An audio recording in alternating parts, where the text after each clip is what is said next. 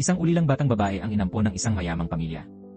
Ngunit ang matriarka ng pamilya, si chairwoman na, ay may ibang motibo, nais lamang niyang akuin ng bata ang malas na sinasabi niyang dala ng kanyang sariling apo. Hindi nagtagal matapos maampon ng bata, ang tunay na apo ng pamilya ay dinukot. Dahil sa labis na pangulila sa anak, nabaliw ang ina at tuwing siya ay nagwawala, sinisira niya ang mga gamit sa bahay. Upang mapakalma ito, sinuot ng batang si Charin ang damit ng nawawalang anak. Sa sandaling iyon, tila natahimik ang ina. Ngunit nasaksihan ito ni chairwoman na, at sa halip na maantig, sinampal niya si Charin ng malakas. Pinaniwalaan niyang ang pagdating ni Charin sa kanilang tahanan ang nagdala ng kasawian. Dahil dito, nalito at labis na nalungkot si Charin. Noong taong iyon, naglalaro ng tagutaguan sina Soa at Duhon, ngunit habang nagtatago si Soa, dinukot siya ni Pildo. Sa paglipas ng maraming taon, patuloy na hinanap ni Duhon si Soa. Minsang bumisita siya sa kulungan upang kausapin si Pildo, ngunit tumanggi itong humarap dahil maging siya ay hindi alam kung saan napunta ang batang kanyang dinukot. Habang nakakulong, nag-isip si Pildo kung nasaan na kaya ang batang iyon at nangakong maghihiganti sa taong kumuha kay Soa mula sa kanya, isang paghihiganting tinuring niyang utang ng 20 taon. Samantala, ang kumpanya ng pamilya ni Charin ay napinsala ng karibal sa negosyo. Upang ayusin ang problema, nagpunta si Charin upang harapin mismo ang pinuno ng kalabang kumpanya. Sa tindi ng kanyang galit, umakyat siya sa ibabaw ng mesa at pinagbasag ang mga gamit. Sa kabila nito, napahanga ang chairman ng Taesan Group sa kanyang tapang at matigas na personalidad. Naisip niyang ang ganitong klaseng babae lamang ang makakapagtino sa kanyang walang kwentang anak. Kinabukasan, nagtungo siya kay chairwoman na upang mag-alok ng tulong sa kanilang kumpanya kapalit ng kasal ni Charin sa kanyang anak na si Jae-sang, na kilalang babaero at walang direksyon sa buhay. Siyempre, tumanggi si Charin. Ngunit hindi niya inasahan ang magiging galit ng kanyang lola. Dahil sa pagtanggi, ipinasok siya ni chairwoman na sa isang mental hospital bilang parusa upang maturuan siya ng leksyon at ipaalala ang kanyang tunay na katayuan. Ipinagpatuloy ni chairwoman na ang kanyang panlilinlang sa pamilya ng Taesan. Nagpanggap siyang nais lamang niyang mapaghanda si Charin para sa posisyon ng magiging manugang, kaya ipinadala niya ito sa ibang bansa para mag-aral. Ngunit hindi basta-basta naniwala si President Moon, ama ni Jae-sang. Pinaghinalaan niyang may tinatago si chairwoman na, kaya inutusan niya si Yoon Hyuk, ang kanyang sekretaryo, na imbestigahan. Sinundan ni Yoon Hyuk si Director Kim hanggang sa mental hospital, kung saan niya natuklasang nakakulong si Charin. Doon, ipinagtapat ni Director Kim kay Charin na ang dahilan ng kanyang pagkakakulong ay upang matutunan niyang hindi siya tunay na tagapagmana ng tahanan, ang tunay na apo ay si Soa, ang nawawalang pamangkin. Nabigla at nasaktan si Charin. Sa loob ng 20 taon, ginawa niya ang lahat upang maging karapat-dapat, minahal niya ang kanyang ampon na ama at ina, at buong pusong naglingkod sa pamilya. Ngunit sa paningin ni chairwoman na wala itong halaga. Narinig ni Yoon Hyuk mula sa labas ang lahat at hindi niya maiwasang maantig. Si Charin ay lumuhod at nagmakaawa sa kanyang lola na palayain siya, at nangako siyang susunod sa kagustuhan nito. Dahil dito, pinayagan siya ni chairwoman na magpakasal kay Jae-sang, at bilang kapalit, muling nakabangon ang negosyo ng kanilang pamilya. Sa hapunan kasama ang pamilya ng Taesan, sinubukan ni President Moon na gulatin si chairwoman na sa pagsasabing hindi kahawig ni Charin ang kanyang mga magulang at baka dapat silang magpa-DNA test muna bago ituloy ang kasal. Kinabahan si chairwoman na, ngunit maya-maya ay tumawa si President Moon at sinabing biro lamang iyon. Pag-alis nila sa restoran, sinabi ni Charin kay Jae-sang na gusto niyang maidaos ang kasal sa loob ng 1 linggo. Inutusan ni Jae-sang si Yoon Hyuk na tulungan siyang pumili ng wedding dress. Walang gana si Charin ngunit sumama pa rin. Pagkatapos pumili, nagpunta siya sa bar at uminom ng marami upang kalimutan ang kanyang kalungkutan. Sa labis na kawalan ng pag-asa, naglakad siya patungo sa tulay at nagpa siyang tapusin ang lahat. Tumalon siya, ngunit sa huling sandali, nahawakan siya ni Yoon Hyuk. Tinanong niya kung alam ba ni Yoon Hyuk kung ano ang kanyang pagdadaanan pagkatapos ng kasal at bakit pa siya nito iniligtas. Pag-uwi ni Yoon Hyuk, sinalubong siya ni Yeonjo, ang kanyang kasintahan, na ipinagmalaki ang bagong suit na binili niya para sa kanilang nalalapit na kasal. Kinabukasan, nagpunta si Hairan, ina ni Jae-sang, upang tulungan si Charin mamili ng wedding dress. Habang pinagmamasdan ang mga damit, sinabi ni Hairan na bagay sana ito kung si Soa ang magsusuot. Nalito ang mga staff dahil akala nila si Charin ang ikakasal. Para kay Hairan, si Soa lamang ang tunay na anak, si Charin ay mananatiling banyaga sa puso niya. Sa parehong tindahan, dumating sina Yeonjo at ang kanyang ina upang pumili rin ng damit. Walang nakakaalam na si Yeonjo ang nawawalang Soa. Pareho nilang nagustuhan ni Hairan ang isang gown. Nang binayaran ni Hairan ang damit at kukunin na ito, nakita niyang sinusukat ito ni Yeonjo. Agad siyang lumapit at sinubukang tanggalin ang damit sa kanya. Tumanggi ang ina ni Yeonjo at itinulak si Hairan sa sahig. Nang makatayo si Hairan, umiiyak niyang sinabi na iyon ay damit ni Soa, at sa galit ay pinunit pa ang kasuotan ni Yeonjo. Dumating si Charin upang ayusin ang gulo, ngunit sa halip, sinampal siya ni Hairan dahil sa pagkadismaya at galit. Samantala, patuloy pa rin sa paghahanap si Duhan kay Soa. Nang mabalitaan niyang nakalaya na si Pildo, agad niya itong hinanap. Ibinunyag ni Pildo na matapos niyang dukutin si Soa noon, ipinasa niya ito sa isang babae sa kalye, isang babaeng hindi na niya maalala ang mukha. Hindi makapaniwala si Duhan at sa galit ay tinulak siya ni Pildo sa lupa, sabay babala na huwag na siyang istorbohin. Ngunit nangako si Duhan na hindi siya titigil hanggang makuha niya ang hustisya. Nagpatuloy ang kasal nina Charin at Jae-sang. Habang naglalakad si Charin papasok sa bulwagan, nagdiwang sa isip si Chairwoman na dahil akala niya ay tuluyan na niyang naalis ang malas na apo. Ngunit si Charin ay may ibang plano. Sa puso niya, nangakong babalik siya upang bawiin ang lahat ng karapat-dapat sa kanya. Pagkatapos ng kasal, agad na umalis si Jae-sang sa isang dahilan. Habang ihinatid ni Yoon Hyuk si Charin pabalik sa hotel, napansin niyang nawawala ang nakatagong device sa kotse, isang palatandaan na baka natuklasan ito ni Charin. Pumasok siya ng palihim sa silid ni Charin at sinyasat ang kanyang bag. Ngunit nahuli siya nito, hawak ang wiretap bilang ebidensya. Doon nalaman ni Charin ang tunay na katauhan ni Yoon Hyuk, isang taong may lihim na layunin sa ilalim ng pagpapanggap na tapat sa Taesan Group. Tinakot siya ni Yoon Hyuk sa pagsasabing alam niya ang kanyang tunay na pinagmulan, ngunit hindi siya natinag. Tinawagan niya si President Moon upang iulat ang natuklasan. Pilit siyang pinigilan ni Yoon Hyuk at nag-away sila hanggang sa nagkagulo ang buong silid. Dumating si Jae-sang at nakitang magulo ang lugar, kaya't nagduda. Habang nagsisiyasat ito, tinulungan ni Charin si Yoon Hyuk makatakas. Kinabukasan, bumalik sina Charin at Jae-sang sa bahay. Binati sila ni President Moon at sinabi niyang inaasahan niyang magkakaroon na sila agad ng apo, sabay abot ng gintong baka bilang regalo kay Charin. Ipinayo rin niyang matutong magluto upang mapalapit sa pamilya. Napilitan si Charin na umiti at magpanggap na masunurin. Pagkatapos, binalaan naman ni President Moon si Jae-sang na tigilan na ang kanyang mga bisyo ngayong may asawa na siya. Samantala, inutusan ng Yeonjo na maghatid ng produkto sa bahay ng isang kliyente. Hindi niya alam na ang babaeng iyon ay si Hairan, ang parehong babaeng minsang nagwawala at pumunit ng kanyang wedding dress. Sa mga panahong iyon, si Chairwoman na naman ay nagtungo sa isang manghula upang itanong kung kailan babalik si Soa, ang tunay na apo na hindi niya alam ay malapit ng maghiganti. Nasa bahay noon ni Chairwoman na si Yeonjo, ngunit walang tao roon kaya naglakad-lakad siya mag-isa. Habang nag-ikot, nakaramdam siya ng pamilyaridad sa lugar na iyon. Hindi niya namalayan na ang tinatahak niya ay papunta sa dating silid ni Soa. Bubuksan na sana niya ang pinto nang biglang nagsalita si Mrs. Park mula sa likuran at tinanong siya kung bakit alam niya ang silid na iyon. Ang silid ay nababalot ng makapal na kortina upang hindi masaktan si Mrs. Park tuwing tinitingnan niya ito. Wala ni isang bisita ang nakakaalam tungkol sa kwartong iyon. Nagulat at nahiya si Yeonjo kaya agad niyang sinabi na hindi niya sinasadya. Nagalit si Mrs. Park at muntik na niyang suntukin si Soa, ngunit napigilan siya ng iba. Pag-uwi ni Chairwoman na, ipinag-utos niyang alisin ang lahat ng gamit ni Charin. Sinunog pa niya ang lahat ng larawan nito. Ayon sa kanya, hahadlang si Charin sa pagbabalik ni Soa, kaya't kailangang alisin ang lahat ng bagay na may kaugnayan sa kanya upang makabalik si Soa. Sa parehong araw, bumalik sina Charin at Jae-sang sa bahay. Sabik si Jae-sang na makita ang kwarto ng kanyang asawa. Nagtataka siya kung anong klaseng silid ang tinitirhan ng isang babaeng kasing spoiled niya. Laking gulat niya nang makita ang bakanteng silid sa harap niya. Upang hindi siya magduda, sinabi ni Charin na ipinapalinis ng kanyang lola ang lahat ng gamit upang hindi maalikabukan. Ngunit sa isip ni Jae-sang, may kutob siyang may itinatagong sikreto ang pamilyang ito. Pagkalabas nila, tinanong ni Charin si Chairwoman na tungkol sa nangyari. Walang pag-aatubili, sinabi ni Chairwoman na siya mismo ang nagsunog ng lahat. Binantaan pa niya si Charin na huwag nang bumalik kung ayaw niyang malantad ang katotohanan tungkol sa kanyang pagiging ampon. Sarkastiko niyang sinabi na lahat ng mayroon ngayon si Charin ay dahil lamang sa biyaya ni Soa. Nawalan ng pag-asa si Charin sa bahay na yon. Samantala, habang naglalakad si Yoon Hyuk sa bakuran, napansin niya ang isang kahon. Nang lapitan niya ito, nakita niyang naglalaman iyon ng mga nasunog na larawan ni Charin at tanging isang sulok lang ang natira. Habang tinititigan niya ang larawang iyon, lalong tumindi ang kanyang pag-usisa. Samantala, ang ampon na ama ni Charin, si Joon-sik, ang tanging taong mabuti sa kanya.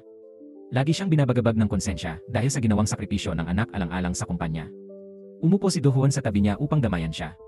Naisip ni Do-hoon na baka kusang loob na isinakripisyo ni Charin ang sarili, sapagkat kung hindi, walang makakapilit sa kanya. Ibinahagi rin ni Do-hoon na nakalaya na si Pildo mula sa bilangguan, ngunit tila hindi pa nito lubos na inamin ang mga nangyari noong nakaraan. Determinado si Pildo na hanapin si Soa at ang babaeng kumuha sa kanya noon. Nangako siyang maghihiganti sa mga taong nagpahirap at nagpabilanggo sa kanya ng matagal.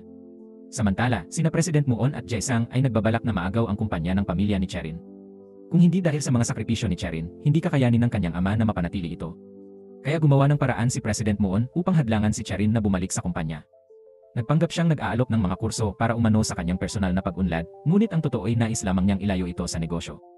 Habang papunta sa klase, tinanong ni Charin si Yoon Hyuk kung ano ang kahinaan ng Daishin Group. Sabi niya, kung sakaling malaman ng chairman na nagtaksil ang pinagkakatiwalaan niya, hindi niya alam kung ano ang magiging resulta. Nagalit si Yoon Hyuk, kaya pinahinto niya ang sasakyan at binalaan si Charin na huwag siyang bantaan. Anya, kung dalawang tao ay magtutulungan ng walang tiwala, maaga o huli ay mabibigo sila. Sa klase, ipinaliwanag ng guro kay Charin na ang mga estudyante roon ay mga manugang ng mayayamang pamilya. Binigyang diin din ito na ang motto ng klase ay pagiging maharlika. Pagkaalis ng guro, agad na sinimulang apihin ng mga babae si Charin. Binatikos ng babaeng nakasuot ng kulay rosa si Charin, sinabing ordinaryo lamang ang kanyang pamilya at may sakit sa pag-isip ang kanyang ina. Hindi ito pinalampas ni Charin, agad niyang hinagisan ang pagkain ng babae. Nagtangkang gumanti ang grupo ng mga babae, ngunit hindi nagpadaig si Charin. Mag-isa niyang hinarap ang mga ito at siya pa rin ang nangibabaw. Pagdating ni Yoon Hyuk, nadatnan niyang magulo ang damit at gusot-gusot ang buhok ni Cherin. Hindi niya alam kung ano ang sasabihin sa nasaksihan. Samantala, nang bumalik si Yeonjo sa silid ni Soa, muling nabaliw si Mrs. Park. Dahil dito, napilitan si chairwoman na natawagan si Cherin pabalik. Sinundan ni Yoon Hyuk si Cherin hanggang sa pintuan ng hotel at nakita niyang nagsuot ito ng kakaibang damit, tila naghahanda sa isang mahalagang okasyon. Ngunit nang makauwi agad si Cherin, nadatnan niyang pinutol ni Mrs. Park ang kanyang pulso sa tangkang pagpapakamatay. Nakita ni Cherin ang kanyang ina habang isinasakay sa ambulansya at nagpanik siya. Gusto niyang sumama, ngunit pinigilan siya ng kanyang lola. Sa halip na tulungan siya, sinisi pa siya ni chairwoman na sa pagkaantala, kaya napilitan itong isakay ang anak sa ambulansya. Pagkatapos, itinulak niya si Cherin sa lupa at isinara ang pinto ng kotse bago umalis ang ambulansya. Nang hihinang tumayo si Cherin, labis ang pag-aalala para sa kanyang ina. Sinubukan niyang habulin ang sasakyan, ngunit pinigilan siya ni Yoon Hyuk. Nakita ni Yoon Hyuk ang kaawa-awang itsura ni Cherin at nakaramdam siya ng matinding awa. Pagka-uwi, nagreklamo si Yeonjo kay Yoon Hyuk tungkol sa kakaibang babae sa villa, ngunit si Cherin lamang ang laman ng kanyang isipan, kaya hindi niya ito pinansin. Biniro siya ni Yeonjo na baka mahulog siya sa iba ng hindi namamalayan. Hindi inakala ni Yoon Hyuk na unti-unti nang napupuno ng imahe ni Cherin ang kanyang puso. Umupo si Cherin sa kwarto, hinahaplos ang kamay ng kanyang ina.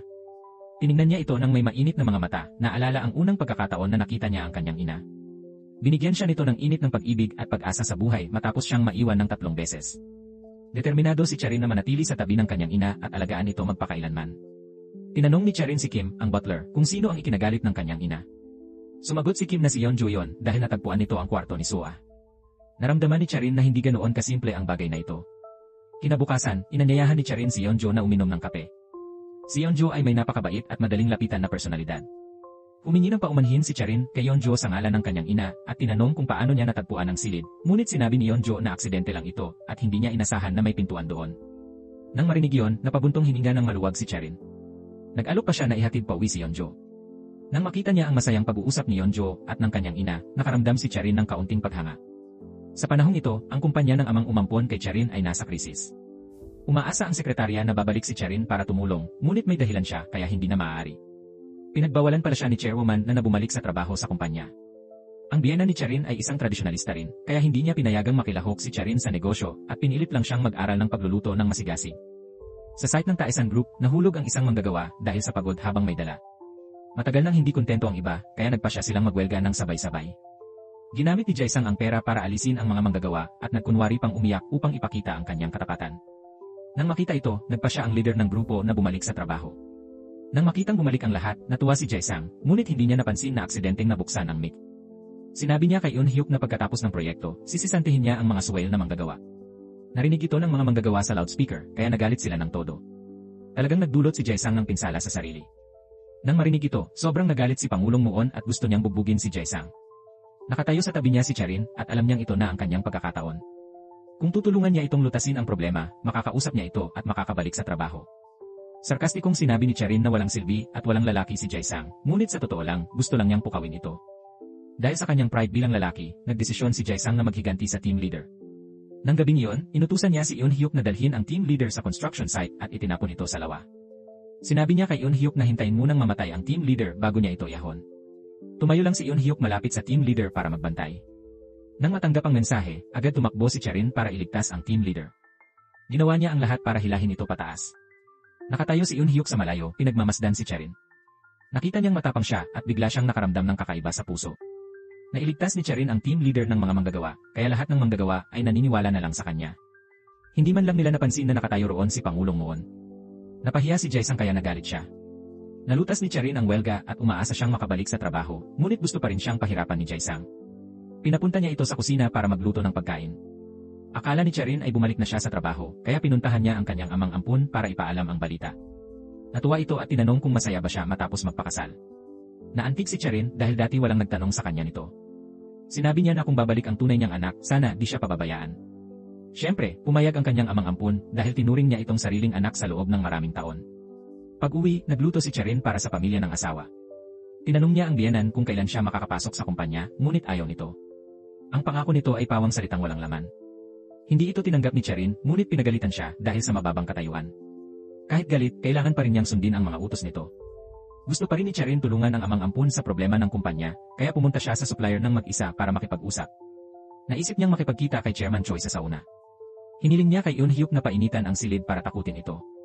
Hindi nakatiis si Chairman Choi sa init, kaya nagsabi ng totoo, lumabas na ang asawa ni Charin ang nagpabagsak sa kumpanya ng amang ampon. Umalis si Charin sa sauna, ngunit nahimatay rin sa sobrang init. Pag-uwi, binantaan niya ang asawa gamit ang recording sa harap ng biyenan at sinabi na kung hindi siya tutulungan, ibubunyag niya ang lahat. Dahil sa banta, napilitan ng biyenan na lutasin ang isyu para sa kanyang anak. Hindi madaling kausap ang biyenan at hindi niya basta pinauwi si Charin. Kinabukasan, binigyan niya ng gamot si Charin at pinainom ito. Kinuha ni Charin ang mangkok at ininom lahat ng walang pag-aatubili. Pagkatapos, sinabihan ni Chairman Moon si Jae-sang na gawin ang lahat ng makakaya niya mula ngayon. Kahit sa pagpapalit ng diaper, hindi pwedeng magreklamo si Jae-sang para lang walang oras na mag-isip ng kalokohan ng asawa niya. Sa araw na yon, ikinasal sina Eun-hyuk at Yeonjo. Dumalo rin sa kasal sina Charin at ang kanyang asawa. Sa gitna ng kasal, hinila ni Eun-hyuk si Charin sa isang lugar na walang tao. Doon, sinabi niya na kung tatanggi si Charin, uurong siya sa kasal. Pinakalma siya ni Charin at sinabing naghihintay na ang nobya sa loob. Nasasaktan si Eun-hyuk at sinabi niya na alam ni Charin kung gaano kahirap ang ganoong sitwasyon. Nangako si Eun-hyuk na ipapakita kay Charin kung paano mabuhay kasama ang taong hindi niya mahal. Sa labas, narinig ni Yeonjo ang lahat ng pag-uusap nila. Lubos siyang nasaktan nang marinig ang usapan ng kanyang nobyo at ni Charin. Tumakbo siya palabas ng kasal at sa tindi ng sakit, tinangka niyang tumalon sa tulay. Ngunit bago niya magawa yon, nailigtas siya ni Jae-sang. Pag-uwi nila, tinanong ng ina ni Yeonjo kung bakit siya tumakas sa kasal. Nasugatan siya, ngunit hindi niya masabi ang totoo sa kanyang pamilya. Tahimik siyang nanatili sa bahay, hindi alam kung paano haharapin si Eun-hyuk. Nang tanungin siya ni Eun-hyuk, sinabi lang ni Yeonjo na huwag nang magtanong. Napagtanto ni Eun-hyuk na alam na ni Yeonjo ang lahat. Isang araw, dumating si chairwoman na sa kumpanya. Nakita niya ang mga empleyado na abala sa pagpupuri kay Charin at narinig niyang magdadaos pa sila ng party para rito. Habang iniisip niya yon, lalo siyang nagalit. Para sa kanya, wala namang espesyal kay Charin para mahalin siya ng lahat. Inisip niya na sinuhulan ni Charin ang mga tao para maagaw ang kumpanya. Sa araw ng pagbabalik ni Charin, itinapon ni chairwoman na ang mga bulaklak na bigay ng mga empleyado at binuhusan ng maruming tubig ang ulo ni Charin. Galit na sinabi niyang huwag nang bumalik si Charin sa kumpanya. Lagi siyang naging hindi patas kay Charin, ngunit alam niyang babalik pa rin ito. Tumingin si Charin ng diretsyo kay chairwoman na tila isang hamon. Nagsisimula pa lamang ang labanan sa pagitan ng dalawa. Isang araw, nakita ni Yeonjo ang litrato ni Charin sa pitaka ng kanyang asawa. Agad niyang naalala ang lahat ng nangyari sa nakaraan. Naramdaman ni Yeonjo na peke lamang si Charin at inisip niyang nagkunwari lang ito upang maagaw si Eun-hyuk. Pinagtaksilan siya ng kaibigan at kasintahan ng sabay kaya't labis siyang nasaktan. Sa huling pag-asa, tinanong niya si Eun-hyuk kung minahal ba siya nito, ngunit nanatili itong tahimik. Hindi niya kayang magsinungaling upang pasayahin siya. Napagtanto ni Yeonjo na siya lang pala ang nag-iisip ng ganoong bagay. Nang makita ni Eun-hyuk ang kalagayan ni Yeonjo, nakaramdam din siya ng matinding guilt. Tinanong niya kung ano ang magagawa niya upang makabawi, ngunit sa sandaling iyon, nag-iba na ang puso ni Yeonjo. Ang pag-ibig ay napalitan ng galit. Sinumpaan ni Yeonjo na paghihirapan ni Charin ang sakit ng pag-ibig na ito habang siya ay nabubuhay. Sinimulan ni Yeonjo ang kanyang plano ng paghihiganti. Unang target niya ang inaampon ni Charin.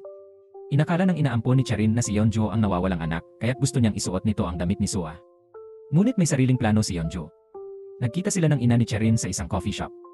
Sinabi ni Yeonjo na papupuntahin niya si Charin doon. Tuwang-tuwa si Charin nang marinig iyon dahil bihirang tumawag ang kanyang inaampon para sa ganitong appointment. Masaya siyang nagtungo sa lugar ng pagpupulong, ngunit nang dumating siya, napansin niyang nakatingin lang ang kanyang ina kay Yeonjo na nakasuot ng damit ni Soa. Nanigas si Charin nang makita ito, kamukhang-kamukha ni Yeonjo ang totoong Soa. Galit na tinanong ni Charin kung bakit nagpanggap si Yeonjo bilang si Soa. Nagkunwaring natatakot si Yeonjo at sinabi kay Mrs. Park na siya mismo ang nagpilit na isuot ang damit na yon, ngunit sa puso ni Mrs. Park, puno na ng pagmamahal para kay Yeonjo. Pinagtulakan niya si Charin palayo, dahilan para labis itong masaktan. Nang lumingon si Yeonjo, nakita niya si Charin na nakaupo roon, sugatan at humihikbi, at mumiti siya sa sarili. Ito ang simula ng kanyang paghihiganti. Hindi doon nagtapos ang plano ni Yeonjo. Binuhusan niya ng alak ang polo ni Charin at lumuhod upang magpaumanhin. Nakita ito ng ampon na ama ni Charin nang pumasok siya sa silid. Sinabi ni Yeonjo na aksidente niyang nabuhusan ng alak si Charin. Pagkatapos, pinaluhod ni Charin si Yeonjo upang humingi ng tawad, ngunit naniwala ang ama ni Charin sa akusasyon ni Yeonjo. Galit niyang pinagsabihan si Charin sa harap ng lahat. Sa katotohanan, si Yeonjo ay si Soa. Noong nakaraang mga taon, walang pera ang nag-ampon kay Yeonjo para sa operasyon ng tunay na anak, kaya't nakipagsabuatan siya kay Pildo upang kidnapin si Soa bilang pantubos. Naaresto si Pildo at nakulong, ngunit nawala ng alaala si Yeonjo matapos ang sunog. Nang magising siya, inakala niyang ina niya ang babaeng nasa harap niya. Isang araw, dumating sina Joon-sik at Hairan sa kumpanya at nakakita ng liham sa mesa. Ang nagpadala ay si Soa at nakasulat doon, alam ko na kung nasaan si Soa ngayon. 20 taon na siyang nawawala. Sa sobrang tuwa, nahimatay si Mrs. Park sa sofa. Pagkapasok ni Charin, nakita niyang may hawak na liham ang kanyang ina. Kinuha niya ito at binasa at doon siya lubos na nagulat. Kung babalik si Soa, mawawala ang lahat sa kanya. Sa takot, itinago ni Charin ang liham. Nang magising si Mrs. Park, hinanap niya ang liham, ngunit wala ring alam si John-sik. Inakala ni Chairwoman na lumala lang ang sakit ng anak.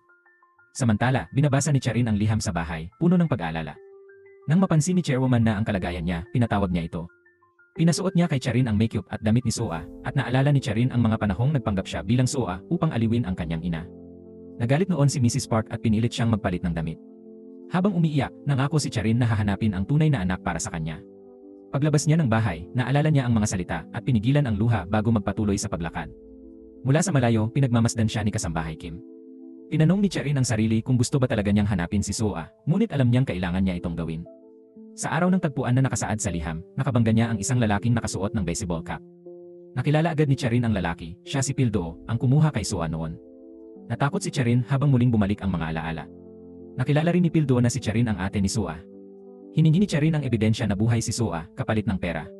Sinabihan siya ni Pildo na bumalik sa loob ng 2 araw dala ang pera. Sa oras na yon, nagpunta si Mrs. Park sa lugar ng tagpuan at tinanong ang mga tao roon. Nalito ang lahat, iniisip kung bakit parang nababaliw ang babae. Nakita ni Charin mula sa malayo ang kanyang ina at labis siyang nasaktan. Dumaan naman si Yeonjo at dinala pa uwi si Mrs. Park. Pag-uwi, sinisi ni Chairwoman na si Yeonjo at sinabihan siyang huwag nang bumalik. Ngunit hindi pumayag si Yeonjo. Matapang niyang sinabi na kung siya si Soa at may ganyang klaseng lola, hindi na rin siya babalik. Samantala, isang batang lalaki ang pinilit ng kanyang ama na magnakaw sa tindahan. Nahuli ito ng may-ari ng restaurant at tinuruan ng leksyon. Ang batang iyon ay si Eun-hyuk noong bata pa at ang kanyang ama ay si Pildo. Madalas siyang bugbugin ng ama kaya madalas din siyang tumataka sa bahay. Habang lumalaki, pinili ni Eun-hyuk na putulin ang ugnayan sa kanyang ama. Binago niya ang kanyang pangalan at naging Eun-hyuk. Isang araw, ninakaw ni Pildo ang buhok ni Yeonjo para kay Charin, ngunit hindi niya ito ibinigay. Kinuha niya ang pera at nagtangkang tumakas. Nagkataong dumaan si Eun-hyuk at tinulungan si Charin, ngunit nang makita niya ang mukha ni Pildo, nakilala niya agad ito. Natigilan siya sa takot at gulat kaya nakataka si Pildo. Kinagabihan, nag-inom si Eun-hyuk mag-isa, inaalala ang masakit niyang kabataan. Kinabukasan, inihatid ni Charin ang kanyang biyenan at asawa sa trabaho, ngunit hindi niya nakita si Eun-hyuk. Nalaman niyang hindi ito pumasok sa trabaho at labis siyang nag-alala. Nagkataong tinanong niya ang ilang bagay na hindi nagustuhan ni Jae-sang. Nainis ito nang makitang inaalagaan ng asawa ang isang driver, kaya pinagalitan siya. Sa huli, nalaman ni Charin ang tirahan ni Eun-hyuk at pinuntahan ito. Doon, nakilala ni Charin si Yeonjo na paalis na sa trabaho. Naintindihan niya kung bakit galit ito sa kanya. Sa harap ni Eun-hyuk, sinisi ni Charin ang lalaki, iniisip niyang nawalan na ito ng respeto sa sarili. Ngunit inamin ni Eun-hyuk na naawa siya kay Charin at ang sakit nito ay nagbibigay din ng kirot sa kanya. Naantig si Charin sa mga salitang iyon. Samantala, muling tinawagan ni Mrs. Park si Yeonjo para makipagkita, ngunit tumanggi si Yeonjo kahit gusto rin niyang makita ito. Nang tanungin ni Mrs. Park kung bakit, sinabi ni Yeonjo na tanungin na lang ang kanyang ina. Naalala ni Yeonjo kung paano siya pinagalitan ni Chairwoman na nang ihatid niya si Mrs. Park sa bahay, sa halip na pasalamatan. Nang malaman ni Mrs. Park ang totoo, nag-away sila ng matindi. Samantala, nagmakaawa si Charin kay Eun-hyuk na hanapin si Soa, ang tunay na tagapagmana. Tinanong ni Eun-hyuk kung pag bumalik ang tunay na tagapagmana, iiwanan ba siya ni Charin. Nag-alinlangan siya, ngunit naniwala pa rin na hindi siya pababayaan ng kanyang mga magulang. Binigyan ni Eun-hyuk si Charin ng buhok na nakuha niya kay Pildo. Nagtaka si Charin kung may kaugnayan ba si Eun-hyuk at si Pildo. Bigla, nagbago ang kilos ni Eun-hyuk at itinanggi na kilala niya ang taong iyon. Nang araw ding iyon, narinig ni Charin ang usapan ni na Chairwoman na at ng abogado sa kumpanya. Sinabi ni Chairwoman na kapag nahanap si Soa, puputulin niya ang ugnayan kay Charin.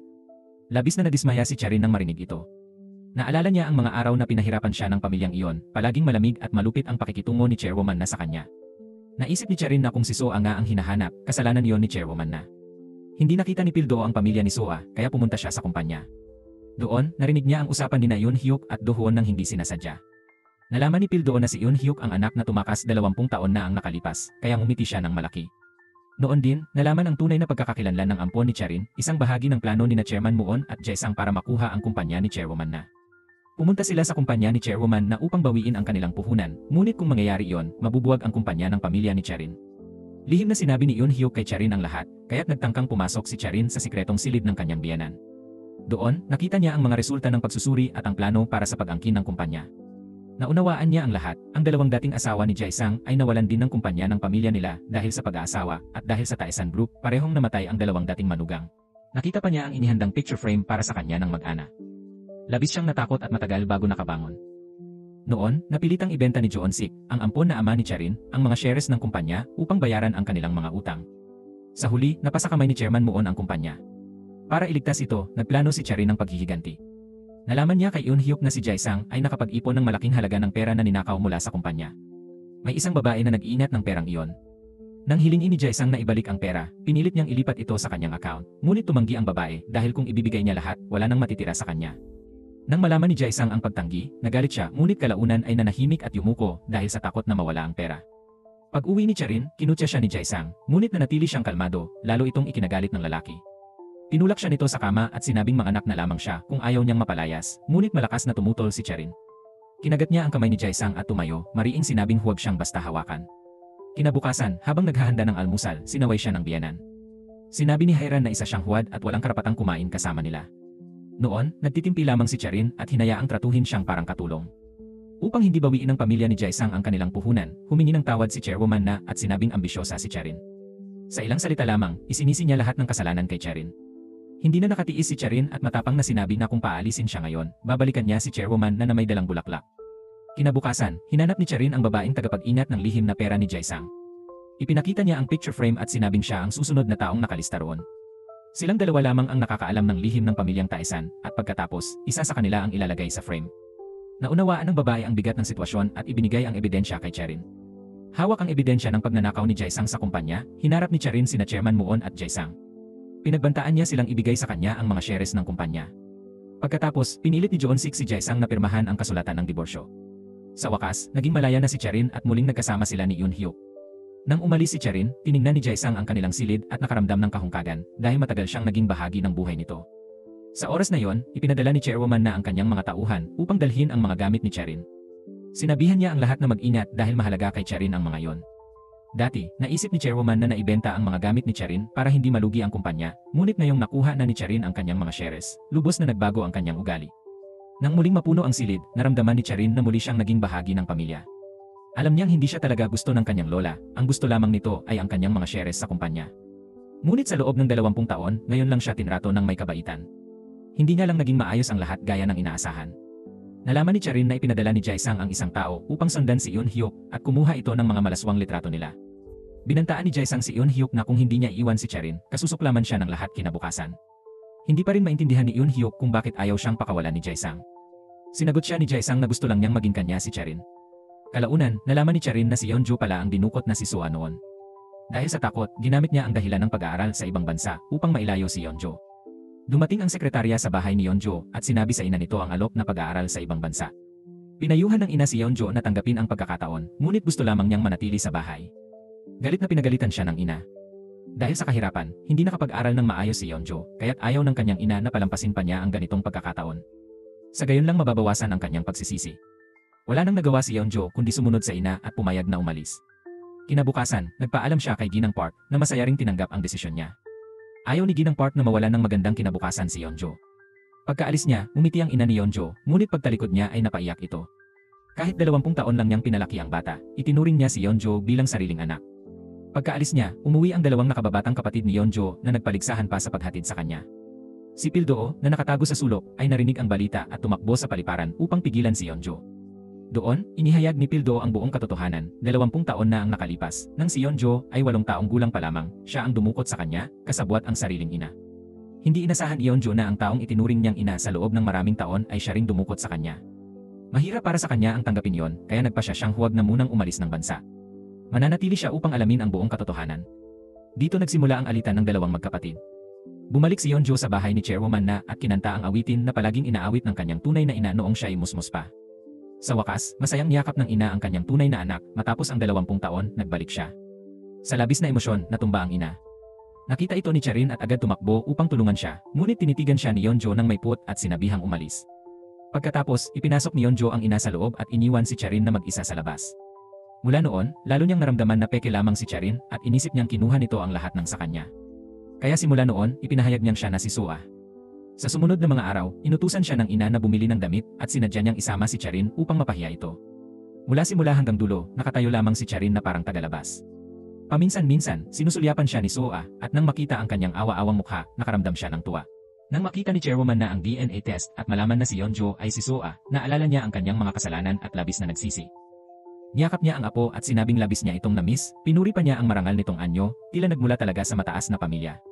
Si Director Kim na nasa tabi ay napangiti ng alanganin, hindi niya inaasahan na ganoon ang sasabihin ni Chairwoman na. Samantala, sa kumpanya, natuklasan ni Jae-sang ang kakaibang ugnayan ni Pildo at Yoon Hyuk, kaya inimbitahan niya si Pildo sa opisina. Ginamit ni Jae-sang ang pera upang suhulan si Pildo na ibunyag ang lihim. Lumabas ang katotohanan na si Yeonjo pala ang tunay na tagapagmana. Inutusan ni Chairwoman na ang manugang niyang si Hairan na bigyan ng magandang posisyon si Soa, ngunit nag-alangan ito. Wala nang oras si Chairwoman na, kaya gusto na niyang ipamana kay Soa ang kumpanya. Pagdating sa opisina, agad umupo si Soa sa pwesto ni Charin at umasta na parang kanya na ang posisyon. Pag-uwi, sinabihan ni Joon-sik ang magkapatid na magkasundo. Nagkunwari si Soa na sumang-ayon sa harap ng ama, ngunit bigla niyang naalala si Yoon Hyuk, ang nobyo ni Charin. Inimbitahan niya ito sa hapunan, ngunit tumanggi si Charin. Nakita ni Soa ang pagkalito ni Charin at nakaisip ng plano. Kinumbinsi ni Soa si Charin na isama si Yoon Hyuk sa kanilang hapunan. Maging si Hairan ay sumuporta sa plano ni Soa, kaya wala nang nagawa si Charin kundi pumayag. Nalilito si Charin kaya sinabi niya kay Yoon Hyuk ang tungkol kina Yeonjo at Soa. Tumawag siya upang makipagkita kay Yoon Hyuk sa bahay niya. Pagkalabas ni Charin, agad siyang pinigilan ni Soa at ipinaalala ang sakit niya. Sinabi ni Soa na takot siyang iwanan kaya itinago ang totoo kay Yoon Hyuk. Hindi na nakatiis si Charin at mariing sinabi na alam ni Yoon Hyuk na ulila na si Yeonjo. Hindi makapaniwala si Soa sa narinig at nagtaka kung bakit ganoon katapat si Charin. Pagkatapos, umalis si Charin kasama si Yoon Hyuk at sinabi nitong hindi niya inaasahan ang maagang pagdating ng lalaki. Ngumiti siya at sinabing gagawin niya ang lahat para sa kanya. Masayang yakap ni Charin si Yoon Hyuk. Dahil sa kanya, gumaan ang pakiramdam ni Charin, ngunit itinago pa rin niya kay Yoon Hyuk ang buong kwento ni Soa. Nang umuwi si Soa, gusto ni Chairwoman na natanggalin si Charin sa kumpanya, ngunit pinigilan siya ni Director Kim at sinabing may shares at tiwala si Charin. Kung aalisin nila ito, mahihirapan silang lahat. Ngunit sa isipan ni Chairwoman na, alam niyang darating ang araw na tuluyan niyang aalisin si Charin. Ngayon, nakaluhod si Charin sa harap ni Jae-sang, nagmamakaawa na patawarin si Yoon Hyuk. Ang dating mayabang na babae, ngayon nagpapakumbaba para sa taong minamahal niya. Nagalit si Jae-sang nang makita ito dahil ang babaeng mahal niya ay nakayuko at humihingi ng awa para sa iba. Kinabukasan, tinawag ni Jae-sang si Yeonjo upang magkita. Tinanong niya kung paano nalaman ni Jae-sang na siya si Soa. Sinabi ni Jae-sang na siya ang dating asawa ni Charin at doon nagsimulang ikwento ni Soa ang nangyari noong araw ng kasal nila. Hindi inasahan ni Jae-sang na ipagkakanulo siya ni Charin kaya mas lalo niyang kinamuhian si Yoon Hyuk. Nagpa siya ang dalawa na maghiganti. Dinala ni Yeonjo ang balita tungkol sa iskandalo ni Charin at Yoon Hyuk sa kanyang lola. Binalak niyang gamitin ito upang mapaalis si Charin sa kumpanya. Sa panahong iyon, nakatanggap din ng dokumento sina Charin at Yoon Hyuk. Sa loob nito ay mga balitang tumutulig sa kay Chairwoman na. Sa pulong ng mga shareholder, ipinakilala ni Chairwoman na si Soa at nagsimulang magbulungan ang mga naroon. Inakala ng lahat na hindi basta-basta matatanggal si Charin. Ipapakita sana ni Soa ang mga balitang tungkol kay Charin nang biglang dumating ito. Kalma niyang sinabi ni Charin na mas mabuting tingnan muna ang mga dokumento bago magdesisyon. Nagulat si Chairwoman na sa nakita at agad itinago ang mga ito. Nagtaka ang mga shareholder kung bakit tinanggal si Charin. Sa harap ng lahat, inamin ni Charin na hindi siya tunay na pamangkin ni Chairwoman na. Nagulat ang lahat at naging usap-usapan yon. Ngunit kahit ganoon, marami ang naniwalang hindi pa rin matatanggal si Charin dahil sa kanyang kakayahan. Agad namang itinulak ni Chairwoman na ang sisi sa iba. Galit at nagtataka si Soa sa biglang pagbabago ng ugali ng kanyang lola. Binalaan siya ni Charin na lumayo kay Jae-sang dahil may balak itong agawin ng kumpanya. Ngunit hindi nakinig si Soa. Para siyang batang inagawa ng laruan, at galit niyang sinabi na kaya lamang siya ganoon ay dahil kay Charin. Bilang paghihiganti, ibinunyag ni Soa kay Yoon Hyuk ang tunay niyang pagkakakilanlan. Nagulat si Yoon Hyuk sa narinig. Tinanong siya ni Yeonjo kung bakit hindi sinabi ni Charin na siya si Soa. Sarkastiko siyang umiti at nagsabing ganoon lang pala ang halaga ng kanilang relasyon. Nakita ni Charin ang pagkadismaya sa mga mata ni Yoon Hyuk. Gusto sana niyang magpaliwanag, ngunit malamig itong sumakay sa kotse kasama si Soa at umalis. Wala nang nagawa si Charin kundi panoorin silang lumayo. Habang nagmamaneho, sinadya ni Soa na saktan si Yoon Hyuk sa mga salita. Sino ang mag-akala, sabi niya. Ang pangit na itik ay naging swan. Anak pala ako ng isang taikoon, at si Charin parang kako lang na nakikigamit ng pugad. Dahil sa narinig, galit na pinahinto ni Yoon Hyuk ang kotse. Iniwan niya si Soa sa loob at naglakad pa uwi mag-isa. Habang naglalakad, bumalik sa isip niya ang mga nangyari 20 taon na ang nakalipas, ang panahon na dinukot ng kanyang ama si Soa, at siya mismo ang naging kasabwat. Siya ang nangakit kay Soa palabas ng bahay, kaya nagkaroon ng pagkakataon ang kanyang ama na dukutin ito. Sa paggunita ni Yoon Hyuk sa mga pangyayaring iyon, labis siyang nagsisi. Samantala, sa opisina, sinadya ni Jae-sang tanungin si Soa kung alam niya ang nangyari 20 taon na ang nakalipas. Ngunit alam na pala ni Soa ang lahat. Hindi na niya ito gaanong inintindi, galit lamang siya kay Charin dahil inagaw nito ang kanyang nobyo. Hindi rin niya mapaalis si Charin sa kumpanya. Inaliw siya ni Jae-sang at sinabing maaari pang magbago ang sitwasyon dahil gagawin ni Charin ang lahat para kay Yoon Hyuk. Kung sakaling malaman ni Charin ang buong kwento ng nakaraan ni Yoon Hyuk, tiyak na babawi ito kay Soa upang mabawasan ang magiging sentensya ng lalaki. Pagkatapos, pinuntahan ni Jae-sang si Charin at isinalaysay ang mga kasalanan ni Eun-hyuk noong nakaraan. Labis na nabigla si Charin sa narinig. Upang makabawi sa mga pagkakamali ni Eun-hyuk, ibinigay niya ang lahat ng kanyang shares kay Soa. Nang makita ni Chairwoman na ang transfer contract, napangiti siya ng labis, gayon din si Soa na tila nakamit ang tagumpay na matagal niyang hinintay. Kinabukasan, nagulat ang lahat sa balitang nagpalit ng posisyon sina Charin at Soa. Si Soa ang naging bagong direktor ng Taesan Group, habang si Charin ay ibinaba bilang isang ordinaryong sales clerk. Dahil dito, naranasan ni Charin ang hirap na minsan ay pinagdaanan ni Yeonjo. Personal na binati ni Jae-sang si Soa sa kanyang promosyon bilang direktor. Mahinahon itong sumagot, ito naman talaga ang dati kong posisyon. Napansin ni Jae-sang na hindi binasa ni Soa ang mga dokumento bago ito pinirmahan. Sinabihan niya ito na hindi dapat ganoon ang ginawa, ngunit mayabang na tugon ni Soa, kaya ko ring gawin ang mga ginagawa ni Charin. Wala nang nagawa si Jae-sang kundi umiling. Kinagabihan sa bahay, masayang ibinalita ni Chairwoman na nakusang loob na sumuko si Charin sa kanyang karapatan bilang ampon. Ngunit hindi niya napansin ang galit sa mukha ni Director Kim sa likuran. Kinabukasan sa opisina, nakita ng ama ni Soa ang order para sa mga hilaw na materyales na madaling masira. Tinanong niya ang sekretarya kung sino ang pumirma at sinagot nito na si Soa. Pagdating ni Soa, masigla pa niyang inanyayahan ang ama na uminom ng tsaa, ngunit sinalubong siya ng galit. Pinagalitan siya ng ama dahil sa kapabayaan sa trabaho. Hindi mo ba alam, mariin niyang sabi, na isang maling pirma lang ay maaaring magdulot ng malaking pinsala sa kumpanya. Nilingon ni Soa ang sekretarya ng may galit at sama ng loob. Sinisi niya ito kaya lalo siyang pinagalitan ng ama. Pagkalabas niya ng silid, bigla niyang binuhusan ng tsaa ang ulo ng sekretarya. Nagulat ang lahat sa paligid. Dumaan si Charin at agad siyang pinigilan.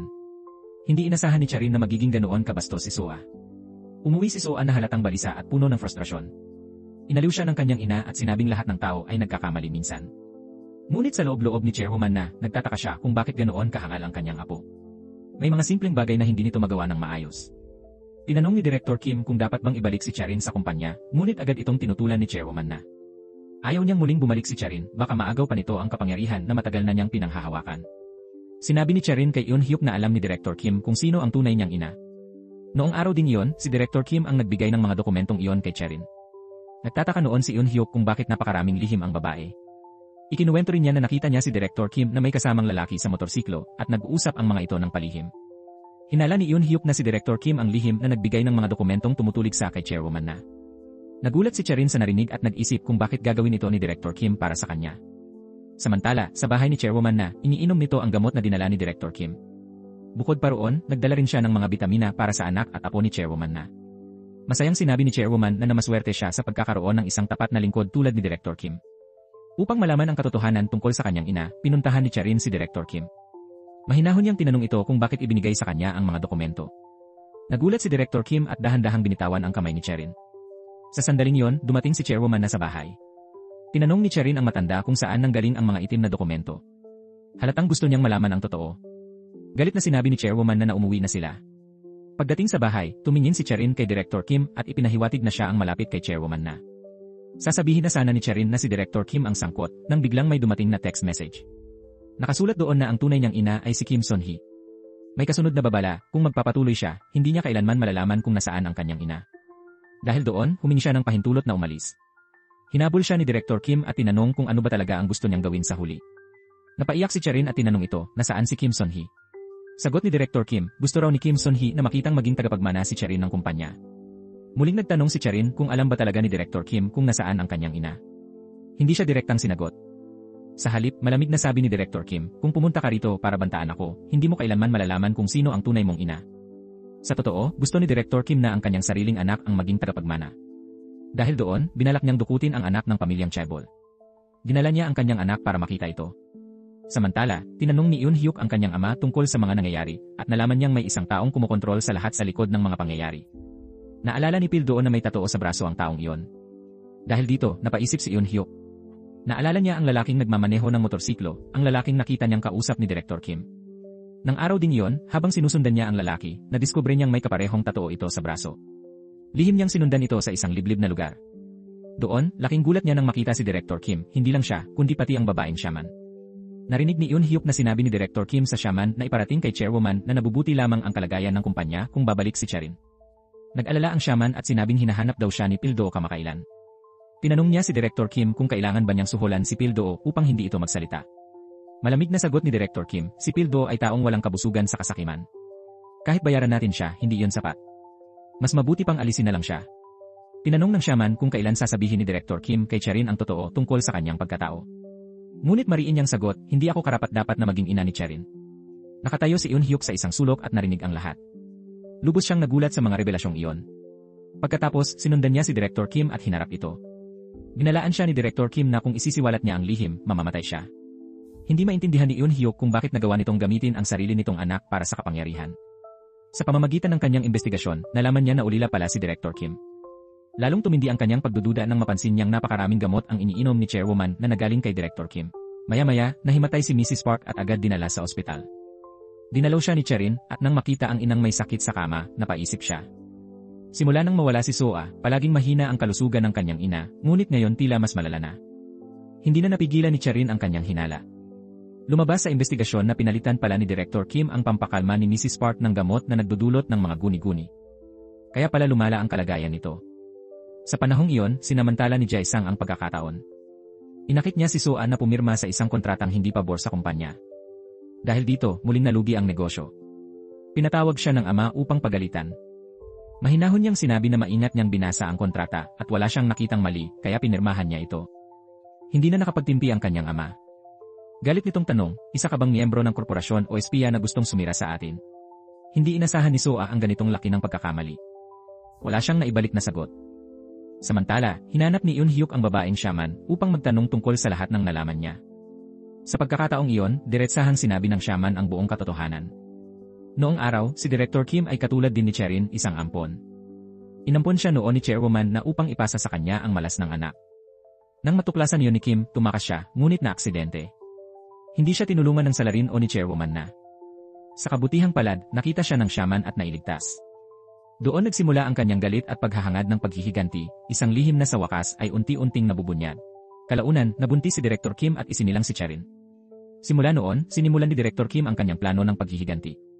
Lubos na nagulat si Eun Hyuk at inisip na hindi na tao si Chairwoman na dahil sa tindi ng kasamaan nito. Nakita ni Eun Hyuk kung gaano kasakit para kay Cherin ang paghahanap sa kanyang tunay na ina, kaya sinabi niya rito ang buong katotohanan. Nagulat si Cherin nang marinig ang lahat. Tumayo siya sa harap ng kanyang tahimik na ina at buong puot na sinabi, hindi ka magiging nanay ko. Tuluyang nawala ng katinuan si Director Kim. Inakala niya na si Eun Hyuk ang hadlang sa pagiging tagapagmana ni Cherin, kaya ipinakidnap niya ito. Ginawa niya iyon upang mapilitang makinig si Cherin sa kanya. Ngunit pagod na si Cherin sa pakikinig sa iba. Ngayon, ayaw na niyang sumunod sa utos ng sinuman. Bago pa man siya mawala, nahulaan ni Eun Hyuk ang panganib. Kaya lihim siyang naglagay ng GPS sa kanyang motorsiklo at sinabihan si Cherin na tawagan si Kyung-sik kung sakaling siya ay mawala. Pagkaalis ni Cherin, tumawag siya kay Kyung-sik. Habang nakasakay si Eun Hyuk sa motorsiklo, bigla siyang hinila ng isang lalaki at tinangkang patayin. Ngunit dumating si Kyung-sik na may dalang baril kasama si Cherin. Nagsimula ang matinding labanan. Narinig ng mga kidnapper ang sirena ng pulis kaya sila ay tumakas. Sa wakas, nailigtas ni Cherin at Kyung-sik si Eun Hyuk. Pag-uwi, ibinunyag ni Eun Hyuk kay Cherin na ampon din si Director Kim. Nagulat si Cherin nang malaman na ginamit siya ng kanyang tunay na ina. Napagtanto niyang pinabuhay siya ng ina sa isang napakalungkot na paraan. Samantala, nagulat si Director Kim nang biglang umuwi si Hairan mula sa ospital nang mas maaga kaysa inaasahan. Nag-alala siya at tinanong ito, ngunit lalong natakot si Hairan dahil sa mga kasinungalingang sinasabi ni Director Kim. Diretso siyang nagtanong kung gusto ba talaga siyang patayin ni Director Kim. Habang nasa ospital, sinabi ni Director Kim na kukuha siya ng gamot nang mapansing balisa si Hairan. Ngunit galit na inilabas ni Hairan ang peking gamot at diretsahang tinanong kung bakit siya bumalik si Director Kim. Napatingin si Director Kim sa kanya nang may pagkabigla, hindi niya inasahan na alam na ni Hairan ang kanyang tunay na pagkatao. Kinabukasan, habang natutulog si Hairan sa ospital, inihayag ni Director Kim ang kanyang tunay na pangalan, siya si Kim Son-hee. Pag-alis ni Director Kim, binuksan ni Hairan ang kanyang mga mata. Sa totoo lang, nagkunwari lamang siyang natutulog. Narinig niya ang lahat at biglang naalala ang buong nakaraan, kaya siya ay labis na nagalit.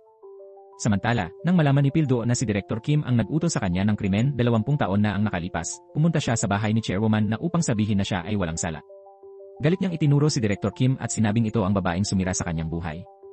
Ibinunyag din niyang si Director Kim ang nag-utos sa kanya na kidnapin si Soa. Tinanong ni Chairwoman na si Director Kim kung totoo ito. Magpapaliwanag na sana si Director Kim nang biglang sumabat si Hairan at ibinunyag na pinalitan ni Director Kim ang kanyang gamot sa loob ng 20 taon. Nang mapagtanto ni Director Kim na nalantad na ang lahat, agad siyang tumakbo upang tumakas. Halos himatayin si Chairwoman na sa sobrang gulat nang malaman ang buong katotohanan. Dumating din si Cherin at nakita ang kanyang inang tumatakbo. Hinabol niya ito at sinabing kung tao pa siya, dapat niyang aminin ang kanyang mga kasalanan. Ngunit itinulak siya ni Director Kim palayo at sumigaw na gusto lang niyang maging tagapagmana si Cherin bilang anak ni Kim Son-hee. Nang makita ni Cherin ang desperadong anyo ng ina, siya ay labis na nalungkot. Sinabi niyang walang saysay ang ginagawa nito para lamang silang nagiging masama tulad ni Chairwoman na. Hinawakan ni Director Kim ang kwelyo ni Cherin at malamig na sinabi, ito na ang huling pagkikita natin. Pagkasabi noon, itinulak niya si Cherin pababa at tumakbo palayo. Sa kabilang banda, labis na nagsisi at natakot si Chairwoman na nang malaman niyang ipinagkanulo siya ng mga taong pinagkatiwalaan niya. Pumunta siya sa isang babaeng shaman at ikinuwento ang lahat. Sinabi niya na siya ay pinagtaksilan at ang kumpanya ay malapit ng mabangkarote. Sagot ng shaman, hindi pa huli ang lahat para ibalik si Cherin. Ngunit tumanggi si Chairwoman na at galit na sinabi ng shaman na siya mismo ang dahilan ng lahat ng kasawiyang nangyari. Samantala, pinuntahan ni Soa si Jae-sang. Dahil sa matinding alitan nila ng ama, nagpasya siyang ibigay lahat ng kanyang shares. Nang malaman ni Chairwoman na, galit niya itong pinagalitan at tinanong kung gusto ba ni Soa na maghiwalay muli ang kanilang pamilya. Ngunit mahinahon lang nasagot ni Soa, hangal at walang silbi talaga ako. Para mailigtas ang kumpanya, lumuhod si Chairwoman na at nagmakaawa kay Cherin. Ngunit tumanggi ito. Kahit ganoon, nag-aalinlangan pa rin si Cherin. Tinanong ni Yoon Hyuk kung kaya ba niyang panoorin na mawala ang pinaghirapan nilang kumpanya. Nalilito si Cherin, lalo na't kasangkot din ang Taesan Group sa lahat ng kaguluhan. Sabi ni Yoon Hyuk, posibleng nag-iwan ng ebidensya ang dating asawa ni Jae-sang na maglalantad ng mga krimen ng pamilya nito. Kung matagpuan nila yon, maaari nilang pabagsakin ang Taesan Group. Desidido si Cherin na makahanap ng ebidensya, kaya bumalik siya sa bahay nila Jae-sang. Ngunit doon, nakulong siya sa isang lihim na silid. Tinanong siya ni Jae-sang kung ano ang hinahanap niya at pinayuhan siyang kumalma. Ngunit nagtanong si Cherin, nababalis ang gustong malaman kung minahal ba talaga siya nito. Malamig na sumagot si Jae-sang, si Yoon Hyuk lang ang minahal mo. Sa narinig, sobrang nasaktan si Jae-sang. Ang wala sa kanya, wala ring dapat magkaroon. Pagkatapos niyang sabihin yon, isinara niya ang pinto at iniwan si Cherin sa loob. Para mailigtas si Cherin, nagkunwari si Yoon Hyuk bilang isang gwardiya at pinamunuan ang grupo ng mga peking gwardiya papunta sa bahay ni Jae-sang. Ipinahayag niyang may nakita sila sa CCTV na kahina-hinalang ginawa ng pamilya, kaya dumating sila upang magsagawa ng investigasyon. Galit na inutusan ni Jae-sang ang mga gwardiya na magsuri agad, saka siya mabilis na pumasok sa loob ng bahay. Habang abala ang iba, nahanap ni Yoon Hyuk ang lihim na silid at agad na iligtas si Cherin. Kaagad niyang pinasuot kay Cherin ang uniforme ng gwardiya upang makalabas sila nang hindi napapansin. Paglabas nila, nagtago si Cherin sa likod ng iba, ngunit napansin ni Jae-sang na may kakaiba. Hiningi niya na siya sa atin ang mga gwardiya, ngunit mabilis na pinigilan siya ng ilan. Sinamantala ni Yoon Hyuk ang pagkakataon upang maghagis ng smoke bomb at mabilis na tumakas kasama si Cherin. Pagkaalis nila, agad tumakbo si Jae-sang papunta sa lihim na silid. Laking gulat niya nang makita itong bakante. Naisip niya kung ano ang balak ni Cherin at kung ano ang maaaring gawin nito laban sa kanya. Pag-uwi, ipinakita ni Cherin kay Yoon Hyuk ang tape recording, ebidensyang nagpapatunay na pinatay ni Jae-sang at ng kanyang ama ang dating asawa ni Jae-sang. Ngunit natuklasan ng mag-ama sa kanilang security camera na kinuha ni Cherin ang tape. Dahil dito, ibinigay ni Pangulong Moon kay Cherin ang kontrata ng stock bilang kapalit at ibinalik naman ni Cherin ang tape sa kanya. Labis na nagalit si Jae-sang nang makita ang pag-alis ni Cherin at Yoon Hyuk. Sa mga oras na yon, nakilala naman ni Soa si Director Kim at sa pagkakataong iyon ay nalaman na rin niya ang lahat. Ipinaliwanag ni Director Kim na parehong inampon ni Chairwoman na sina Cherin at siya upang magdala ng kamalasan sa pamilya. Inamin din niyang siya ang nagplano ng pagkidnap kay Soa upang mapalitan ito ni Cherin. Ibinunyag pa niya na ibinenta si Cherin sa Taesan Group kapalit ng tagumpay ng kumpanya at kalaunan ay dinala pa siya sa mental hospital. Doon lamang napagtanto ni Soa kung gaano kabigat ang dinanas ni Cherin at kung gaano siya naging bulag sa mga nangyari. Pag-uwi niya, tumayo siya sa harap ng kanyang mga magulang at inilahad ang matagal ng itinagong kasinungalingan ng kanilang lola. Sa paningin ng lahat, kunwari apo si Cherin, ngunit sa katotohanan, isa lamang siyang sakripisyo. Nagulat ang kanyang mga magulang sa narinig at hindi makapaniwala na kaya itong gawin ng kanilang sariling ina. Ngunit si Chairwoman na ay nanatiling walang pagsisisi at sa halip ay nakipagtalo pa, dahilan upang lalong madismaya ang lahat. Ilang araw matapos iyon, pumunta si Cherin sa kumpanya at kinuha ang mga shares. Lubos na nagpasalamat ang kanyang amang si Joon-sik nang makita siya, ngunit mumiti lamang si Cherin at sinabing huwag na itong makialam sa Taesan. Pag-alis niya, nakaramdam ng matinding guilt si Soa. Nagpulong ang ama ni Soa at nagpasya na ibigay ang posisyon kay Cherin. Alam niyang walang mas karapat-dapat kaysa sa kanya. Ayaw na rin niyang kontrolin pa ng kanyang biyenan ang kumpanya.